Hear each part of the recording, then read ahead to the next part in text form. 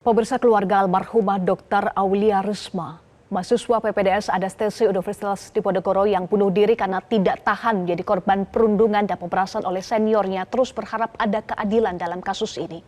Untuk mengetahui tanggapan pihak keluarga atas perkembangan penyidikan, termasuk penetapan 3 tersangka oleh polisi, kami sudah terhubung dengan kuasa hukum keluarga Dr. Aulia, Michelle Ahmad. Selamat sore, Pak Michelle. Selamat sore, Pak Eva. Ya, Pak Michelle, polisi telah menetapkan 3 tersangka. Apa respon keluarga almarhumah Dr. Aulia? Ya, pertama saya mewakili keluarga sangat bersyukur. Dari kasus ini yang selama ini kita perjuangkan bersama dengan pihak kepolisian dan kejaksaan. Ternyata bukan kasus yang fiktif. Artinya dapat kita buktikan secara hukum bahwa tersangkanya ada, pelakunya ada. Walaupun saya yakin insya Allah ke depan tersangka itu akan bertambah. Bukan cuma 3. Bukan cuma 3. Apa yang membuat keluarga yakin bahwa tersangka seharusnya bukan cuma 3 dalam kasus ini? Karena yang melakukan itu bukan cuma ZA dan SM dan T. Ada dari percakapan almarhum, kan almarhum meninggalkan 3 handphone yang sudah disita oleh pihak kepolisian. Yang pertama itu adalah handphone pribadi, terus handphone grup dari PPDS. Dari situ terlihat siapa-siapa saja yang melakukan intimidasi, yang melakukan pemerasan. Cuman memang ini yang bisa dapat dibuktikan dari perputaran uang itu hanya 97 juta dulu. Baik, yang diketahui oleh keluarga sejauh ini bagaimana atau sejauh mana keterlibatan 3 tersangka? Kaprodi Anestesiologi, Kepala Staf Medis Prodi Anestesi, dan Dokter Residen Senior almarhumah.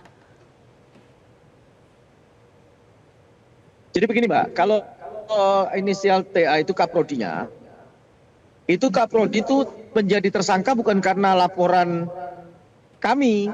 Kaprodi itu menjadi tersangka karena laporan dari Kemenkes. Karena beliau tidak menjalankan SOP dengan benar.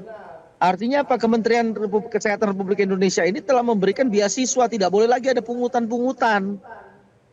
Nah, Kaprodi itu membiarkan terjadinya pungutan-pungutan.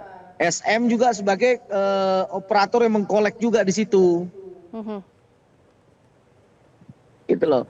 Nah, eksekutornya juga si ZA juga.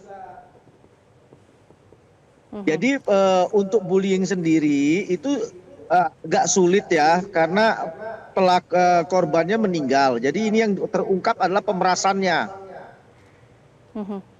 Pemerasannya, intimidasi dari handphone dan para saksi.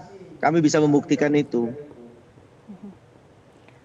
Baik, dari bukti-bukti yang dimiliki oleh keluarga, tadi Anda sampaikan percakapan-percakapan tersebut, apakah ini juga sudah diserahkan kepada pihak kepolisian untuk membantu penetapan tersangka lainnya selain 3 tersangka yang sudah ditetapkan?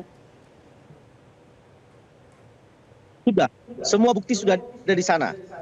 Dan saya juga tahu persis prosesnya karena saya menjalani dengan pihak kepolisian.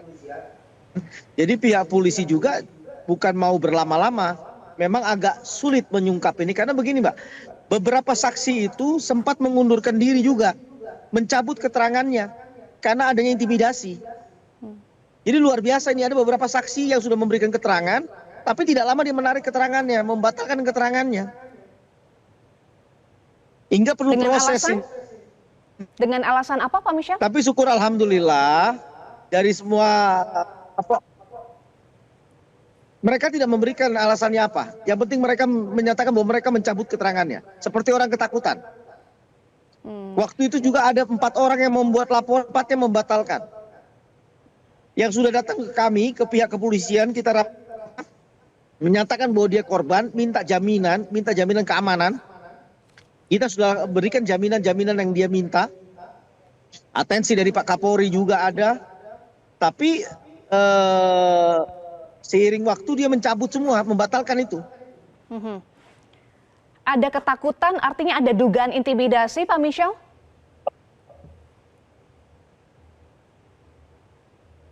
Ada intimidasi. Dari mana? sangat ada intimidasi. Mereka tidak bicara dari mananya. Jadi setelah mereka membicarakan kepada kami, pihak kepolisian yang saya menyaksikan, karena waktu itu saya yang ditunjuk juga untuk mewakili mendampingi mereka, kita sudah membuat LP, ada bahkan satu yang sudah membuat LP, mereka cabut semuanya. Jadi kami hanya fokus dengan satu korban. Kalau saat 4 korban kemarin itu mau membuat laporan, ya pasti terungkap bullyingnya semua. Baik, lalu apa sekarang upaya dari pihak keluarga, Pak Michel, terkait dengan kasus perundungan? Tadi Anda sampaikan bahwa ada potensi sebetulnya tersangka-tersangka lainnya.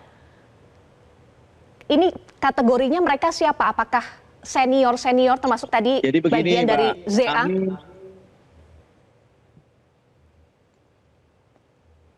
Ya, mereka semua senior-senior. Saya juga dengan tim lawyer akan berusaha tidak berhenti hanya kepada Kaprodi. Saya akan coba untuk naik terus ke atas. Karena semangat saya dan keluarga adalah bagaimana keluarga ini menjadikan almarhum anaknya, Aulia Risma ini meninggal tidak sia-sia. Tapi meninggal juga dia mendatangkan banyak manfaat, efek jerah, hingga dia bisa menjadi pembuka kotak Pandora supaya rekan-rekan lainnya yang sekarang mengalami intimidasi, mengalami bullying, mengalami tekanan itu sudah tidak lagi mengalami. Bersama keluarga, bersama-sama saya juga bermohon dibantu oleh untuk mengawal kasus ini agar tuntas. Kami tetap akan memproses secara pidana. Selesai pidana ini kami akan ajukan gugatan perdata. Kita akan berusaha untuk mencabut ketiga izin dari dokter tersebut. Hal-hal yang aneh, contohnya ID membackup mereka, ID menyiapkan lawyer untuk mereka, ini kan aneh gitu loh. Baik, artinya penetapan tersangka belum memenuhi rasa keadilan pihak keluarga? Gitu Mbak. Belum Mbak. Tapi kami sudah artinya ya syukur alhamdulillah ya, ada tersangka di Kaprodinya ada, terus di senior PPDS-nya ada, terus staf dari Undipnya ada. Ya kami bersyukur, tapi kami yakin masih banyak tersangka-tersangka lain ini. Tersangka itu lebih dari satu kalau di PPDS-nya, Mbak. Baik. Tadi Anda sampaikan juga kan, iya, Pak Michel, Anda juga sampaikan bahwa akan mengajukan gugatan perdata. Lengkapnya seperti apa dan kapan akan diajukan? Gugatan itu kan kami ajukan setelah pidananya diputus, Mbak. Masih ada proses, kan kita harus nunggu proses pidana. Ketika proses pidananya mereka sudah terbukti di pengadilan, kami akan mengajukan gugatan perdata. Kami akan berusaha untuk izin-izin mereka itu dicabut ya. Mereka tidak pantas jadi dokter, mereka lebih pantas jadi pasien, Mbak. Karena secara mental mereka rusak dan sakit. Baik. 3 tersangka juga belum ditahan. Apakah pihak keluarga juga mendesak untuk segera menahan pihak tersangka? Ya. Saya, karena saya seorang lawyer, saya paham kapan harus menahan. Ini kan harus dipanggil dulu, baru ditetapkan sebagai tersangka. Nah, pihak Polda akan memanggil untuk memeriksa mereka 3 orang tersebut sebagai tersangka, dan saya yakin ketika pada saat pemeriksaan nanti setelah mereka dipanggil sebagai tersangka mereka tidak ditahan, maka saya akan mengajukan surat. Saya akan protes. Tapi saya yakin polisi akan menahan.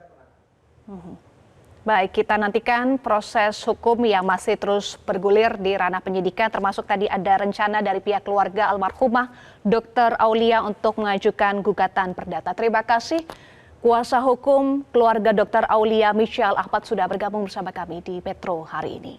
Jelajahi cara baru mendapatkan informasi. Download Metro TV Extend sekarang.